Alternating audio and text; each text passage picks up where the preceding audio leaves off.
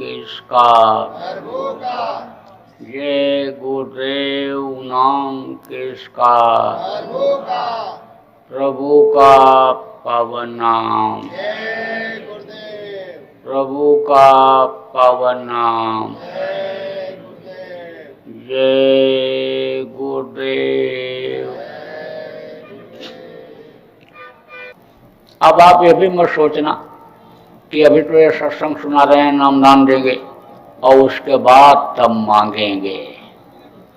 भिखारी से कहीं कोई कुछ मांगता है? कहा दाता एक राम, भिखारी सारी दुनिया।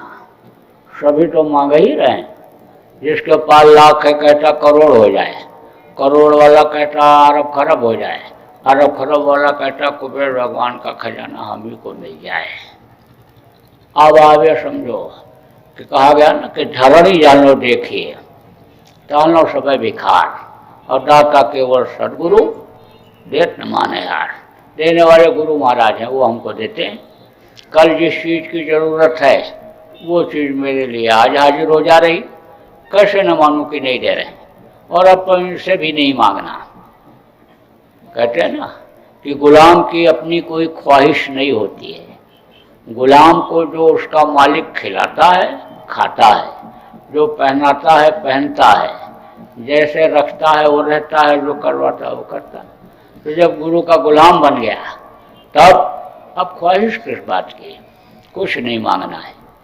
लेकिन आप यहाँ पर आए हो, आपको मैं देख रहा हूँ, आप हमको देख रहे हो, तो अब आपसे हमको प्रेम हो रहा है। तो आप कहोगे भाई मैं तो धनी मानी हूँ, मैं तो तंदुरुस्त हूँ, सुंदर हूँ, मैं तो कपड़ा अच्छा पहने हुए हूँ, गाड़ी घोड़ा से यहाँ पर आया हूँ, इसलिए हमसे प्रेम कर रहे हैं। मैं तो पढ़ा लिखा हूँ, मैं तो उच्च कुल खानदान का हूँ, इसलिए ये हमसे प्रेम कर रहे हैं। ये चीज़ों को तो आप देखते हो कि ये मराठी हैं, ये कन्नड़ भाषी हैं, ये यूपी के हैं, ये बिहार के हैं, ये ऐसा कपड़ा पहनते हैं, ऐसा खाते हैं, इनका रंग रूप ऐसा है। आप तो इन चीज़ों को देखते हो और हम तो आपकी जीवात्मा को देखते हैं। जीवात्मा तो सबकी एक ही जैसी है, सबकी एक जैसी जीवात्मा है। और जीवात्मा जिस खोल में ये बंद की गई मनुष्य शरीर, यानी वो भी सबका एक ही तरह की हड्डी है, मांस है, खून है, सबके अंदर एक ही जैसा। और इसके परवरिश के लिए जितनी भी चीज़ें उस मालिक ने बनाया, यह धरती, आसमान, हवा, पानी, आग, यह सबके लिए एक ही जैसा है। तो भाई जीवात्मा सबकी यानी समझो एक जैसी है। तो हमको तो आपकी जीवात्माओं से प्रेम है। आप ये समझो कि जीवात्मा किसकी है? ईश्वर अंश जीव अविनाशी उसी मालिक की ये अंश है। अब आप अपने दोस्त के यहाँ कभी जाते हो तो दोस्त के बच्चे को भी प्यार करते हो, प्रेम में दोस्त के यहाँ जाते हो, लेकिन उसके बच्चे को दोस्त की वजह से प्रेम करते हो। तो जब आपकी जीवात्मा उस मालिक की अंश है और मालिक को मैं मानता जानता हूँ, तो आपसे भी आज हमको प्रेम हो रहा है।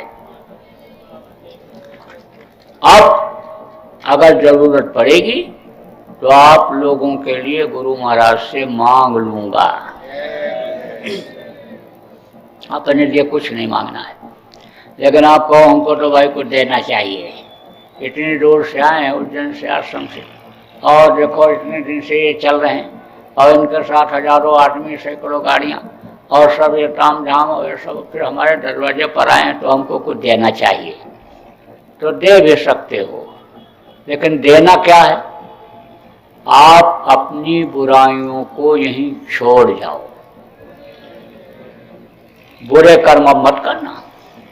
अभी तक जो आपने मांस खाया, मछली खाया, अंडा खाया, शराब पिया, ताड़ी अफीम का सेवन किया, दूसरी औरत के साथ बुरा कर्म किया, अब मत करना। तौबा कर लो, कान पकड़ लो। जान में किया आपने, अनजान में किया, उसके लिए उस मालिक से माफ़ी मांग लो कि अब हम आगे नहीं करेंगे। देखो जैसा मैंने आपको बताया कि मांस मनुष्य का भोजन नहीं है। मांस खाने से खून बेमेल हो जाता है, मांस खाने से बुद्धि खराब हो जाती है। मांस का खाना, शराब का पीना ही रावण का विनाश का कारण बना। बुद्धि उसकी खराब हुई और दूसरी औरत को बुरी नजर देखा तो सर्वनाश हो गया। 1 लाख पुरुष 1.25 लाख नाती, था रावण कर दिया नबाती। 4 वेद 6 शास्त्र 18 पुराण का जानकार था। कहता था जमीन से लेकर के स्वर्ग तक सीढ़ी लगा दूंगा और सीढ़ी पर चढ़ करके लोग स्वर्ग पहुंच जाएंगे, इतना जानकार था। लेकिन सारी विद्वता, सारा ज्ञान, सारा धन, सारा बल सब खत्म हो गया। यही 3 मुख्य बुराई उसके अंदर में थी। तो मांस मत खाना। देखो ये भी बता दें आपको, जो जानवरों को मारता है, काटता है, लाता है, पकाता है, खाता है और खिलाता है, सबको बराबर पाप लगता है। पाप अब घर में नहीं होना चाहिए, अब घर में आना नहीं चाहिए। अभी उधर एक ही अन्य समझ लो आदमी ने नाम डाल लिया और जाने के बाद अन्य समझ लो घर में कहा कि अब हम घर में खाएंगे नहीं, हम अपना पकाएंगे खाएंगे। अन्य समझ लो अलग से रोटी बनाने लग गए। अब उसी की औरत ने कहा खा के अब हम ये नहीं देख पा रहे हैं कि हम सब कुछ खाएं और खाली आप सूखी रोटी खाओ और अलग बनाओ खाओ, वो भी छोड़ देंगे। फिर घर वालों ने भी कहा आप घर में नहीं आएगा, अब जब ऐसी बात है तो हम नहीं खाएं। दृढ़ता होनी चाहिए, मजबूती होनी चाहिए। यानी अगर आप सोच लोगे कि घर में ना आवे तो अकेले भी कोई आए हुए हो तो हिम्मत के साथ जब परिवार वालों से कहोगे और समझाओगे उनको तो मान जाएंगे लोग। देखो मछली क्या है, तालाब की सफाई के लिए बनाई गई। कोई भी गंदी चीज आप तालाब में डाल दो तो मछली खा जाती है, खकार के ठोक दो मछली खा जाएगी। आप समझ लो टट्टी करके संडास करके धोने के लिए जाओ, टुकड़े गिने के मछली खा जाएगी। कोई गाय बैल भैंस सुअर बह करके नदी तालाब में आ गया तो मछली खाएगी। मछली का काम तो है सफाई करना। जब मर जाती है पानी के ऊपर तैरती है तो गीध और कौवा खाते हैं, तो गीध और कौवा का खाना अब नहीं, अब मत खाना। अंडा क्या है, ये माताएं मासिक धर्म होती हैं तो खराब खून इकट्ठा हो जाता है तो बच्चा बन जाता है। मुर्गियों का खराब खून और उनके टट्टी पेशाब का खराब हिस्सा जब इकट्ठा हो जाता है तो अंडा बन जाता है। अब बहुत से डॉक्टर साहब लोग तो कहते हैं अंडा खाओ ताकत आ जाएगी, लेकिन ये डॉक्टर और वैज्ञानिक जो अंडा खाते और खिलाते हैं ये सब अज्ञानी, इनको कोई ज्ञान नहीं, अपने मुंह मिट्ठू बने हुए। कहते तो हैं हवाई जहाज बना लिया, हवा में उड़ने लग गए, लेकिन कोई हवाई जहाज कोई हेलीकॉप्टर बगैर पेट्रोल के चल सकता है? एक नट ढीला हो जाए तो मुंह के बल गिरेगा। वो भी तो कोई विज्ञान था कि जब हनुमान जी संजीवनी बूटी लेने के लिए गए थे तो कोई हेलीकॉप्टर हवाई जहाज पर बैठ कर गए थे? उड़ करके गए थे, पूरा पहाड़ उठा करके ले आए थे। कोई हवाई जहाज ऐसा बना जो पहाड़ उठा के ले आए?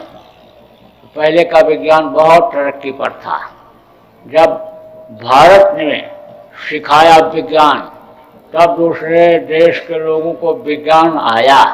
आध्यात्मिक विज्ञान के आगे सारे विज्ञान अन्य फेल होते हैं। देखो सती सावित्री ने पति के प्राण को वापस ले लिया, सती अनुसुईया ने ब्रह्मा विष्णु महेश को छोटा छोटा बच्चा बना दिया, वो भी तो कोई विज्ञान था। तो कितना भी डॉक्टर टर टर करता रहे, न तो अंडा खाना न बच्चों को खिलाना। और बच्चों को तो यही समझा दो कि बेटा घर से बाहर निकलो, कोई भी चीज कोई दे तो खाओ ही नहीं, क्योंकि दीन और ईमान लोगों ने बेच दिया पैसे के लिए, धर्म को बेच दिया, मिलावटी चीज़ों को बाजार में उतार दिया। अब वो मिलावटी चीज़ें बच्चों की किडनी ही खाए जा रही, लीवर ही डैमेज कर दे रही, वो समझ लो बवासीर बकंदर छोटे छोटे बच्चों के अंदर पैदा कर दे रही। तो खुद भी देख करके समझ करके बाहर की कोई चीज़ को खाओ पियो, और बच्चों को तो मना ही कर दो क्योंकि उनके अंदर अभी इतना ज्ञान नहीं। उनको तो किसी चीज़ का टेस्ट लग जाएगा तो फिर वो रोटी ही खाना बंद कर देंगे, वही चीज़ खाएंगे। तो अब आप समझो कि अंडा मत खाना और शराब मत पीना। 1000 बुराई शराब में है। जो शराब पीता, मांस खाता, व्यभिचार करता, खून कत्ल करता, बाल बच्चों को मारता, जमीन जायदाद को बेचता, क्या क्या बुरा कर्म नहीं करता है। मुसलमान की किताब में लिखा है कि एक कतरा भी शराब का अगर जिस्म पर पड़ जाए तो काट करके फेंक देना चाहिए। हिंदुओं के यहाँ लिखा है गंगा जल कृतवारुण जाना, गंगा जल जैसे जल में चाहे शराब बनाया गया हो तो नहीं पीना चाहिए। शराब अगर देश में बंद हो जाए तो 50% अपराध और भ्रष्टाचार अभी खत्म हो जाए। ये अपराध और भ्रष्टाचार की जननी है। तो अब आप अगर संकल्प बना लोगे तब तो छूट जाएगा, और संकल्प नहीं बनाओगे तो अभी जब जाओगे तो जिसके साथ बैठकर पीते हो वो फिर पिला देगा। इसलिए संकल्प बना लो कि अब नहीं, बुरे का साथ नहीं करेंगे, उसके पास उठना बैठना आप बंद कर देंगे, अच्छों के पास उठे बैठेंगे और शराब नहीं पिएंगे तो छूट जाएगी शराब। बहुत से लोगों की छूट गई, गुरु महाराज ने छुड़ाया, मैंने प्रार्थना किया, लोगों ने छोड़ दिया। मैंने कहा लोगों से भाई मांस मत खाओ, बनाओ मत, खिलाओ मत, तो होटल बंद कर दिया मांसाहारी लोगों ने।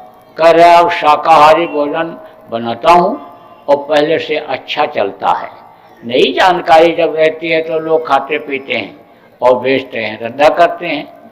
जब जानकारी हो गई कि अंडे में भी जान होती है तो अन्य ट्रे का ऐसे फेंक दिया भरा हुआ अंडा और कहा अंडे धंधा नहीं करेंगे, और दूसरा धंधा कर रहा है, बढ़िया चल रहा है। अरे तरीका तो मेरे पास है कि मैं बता दूं, एक कमाए और 10 खाएं, एक कमाए 10 खाएं। नियत जब दुरुस्त हो जाती है तो बरकत होने लगती है। नियत खराब हो जाती, कितनी कमाई हो तो बरकत नहीं होती। तो अंडा मत खाना, शराब मत पीना, मांस मत खाना, और दूसरी औरत के साथ बुरा कर्म आप मत करना। आपको नामदान देता हूँ। अब आप ये समझो कि जिसका नाम होता है उसका रूप होता है, उसका स्थान होता है, उसकी आवाज़ होती है। जैसे आपका नाम है, आपका रूप है, रूप माने चेहरा, और आप कहीं रहते हो आपका स्थान है, और आपके मुंह से जो आवाज़ निकलती है वो आपकी आवाज़ है। और आप बता दोगे तो उसका कोई फ़ायदा नहीं होगा, कोई फ़ायदा नहीं होगा। आप समझ लो टेप करके सुना दोगे तो उसका कोई फ़ायदा नहीं होगा, और ये धनी नाराज हो जाएंगे, आपका नुकसान कर देंगे। इसलिए बताना मत किसी को। दूसरी चीज़ आप और समझ लो कि जब आप आंख बंद करोगे और ध्यान लगाओगे, ऊपरी लोकों में जाओगे, स्वर्ग वैकुंठ में जाओगे, देवलोक सूर्य चंद्र लोकों में जाओगे, और वहाँ का नज़ारा देखोगे, दृश्य देखोगे, तो देख करके खुश हो जाओगे, और खुश होकर के दूसरों को बताने लगोगे। और जैसे ही बताओगे वैसे वो बंद कर देगा, हाँ फिर वो चीज़ दिखाई नहीं पड़ेगी। इसलिए कुछ भी दिखाई या सुनाई पड़े तो बताना मत किसी को। आपको नामदान देता हूँ। देखो 3 चीज और समझो। सुमिरन, सुमिरन कहते हैं माला जपने को। दूसरा ध्यान, ध्यान कहते हैं आँख से देखने को। और तीसरा है भजन, भजन कहते हैं कान से सुनने को। 3 चीज और समझो। 3 आँख, 3 कान और 3 नाक। देखो ये 2 आँखें बाहर, इससे बाहर की चीज दिखाई पड़ती है, और एक आँख अंदर जीवात्मा में है, उससे ऊपरी लोगों की चीज दिखाई पड़ती है। और 2 कान ये देखो बाहर, इससे बाहर की आवाज़ सुनाई पड़ती है। और एक कान अंदर जीवात्मा में, उससे अनाहत वेद वाणी जिसको कहते हो, गैबी आवाज़ आकाशवाणी कहते हो, वो सुनाई पड़ता है। और 3 नाक, देखो एक सुरा के दाहिनी तरफ और एक बाईं तरफ, ये तो नाक है। और ये ऊपर जो है जिसको नाक कहते हो, ये तो 2 नाले के ऊपर जैसे पुल बना दिया जाए, ऐसे बना दिया। किसने बनाया? जिसके लिए कहा गया अजब तेरी कारीगरी रे करतार, जान न जाने माया तेरी बदले रंग हजार। देखो कई हजार आदमी आप बैठे हो, लेकिन चेहरा किसी का किसी से मिलता है? चेहरा किसी से नहीं मिलता। यह है उसकी कारीगरी। तो 2 नाक ये बनाया है इधर, तो ये 2 नाक और एक नाक है अंदर जीवात्मा में, उससे ऊपरी लोगों की खुशबू मिलती है, और वो खुशबू जब मिल जाती है तो साधक मस्त हो जाता है। तो 3 आँख, 3 कान, 3 नाक, सुमिरन ध्यान भजन 3 चीजें हैं, और 5 नाम, 5 रूप, 5 स्थान, 5 की आवाज़। ये मैंने आपको बतलाया।